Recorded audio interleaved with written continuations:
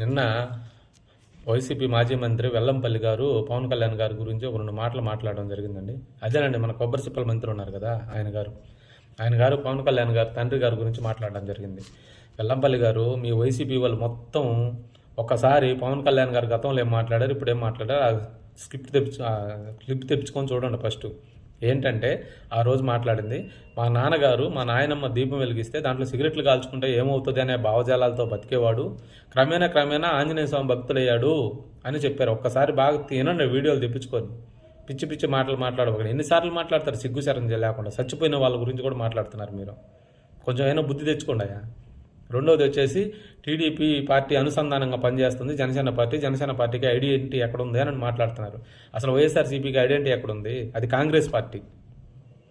తర్వాత తండ్రి పేరు పెట్టుకున్నారు ముందు, వైఎస్ఆర్ కాంగ్రెస్ అనేసి. అసలు మీకు వైఎస్ఆర్సీపీకి ఐడెంటిటీ ఎక్కడుంది? అవి రెండు తీసేసి ఆ రోజు మీరు వేరే పార్టీ పేరు ఏదైనా పెట్టుంటే జగన్ గారు ఈరోజు అడ్రస్ ఉండేవాడు కాదు.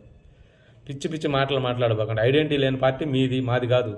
మాకు సపరేట్గా సొంతంగా ఒక పార్టీ సింబల్, పార్టీ పేరు, పార్టీ పెట్టారు మా నాయకుడు, దాన్ని నిలబెట్టుకుంటున్నాడు. మీలాగా వేరే వాళ్ళని దొంగలించుకొని పెట్టుకోవాలి. అసలు వైఎస్ఆర్సీపీలో ఒక్కడైనా కాంగ్రెస్ పార్టీ నాయకుడు కాకుండా వైఎస్ఆర్సీపీకి నిజాయితీకి వచ్చిన నాయకుడు ఒక్కడు చూపించు. నువ్వు ఎందుగా మాట్లాడతారు? అదేమంటే అక్రమ అరెస్టులు అని మాట్లాడుతున్నారు.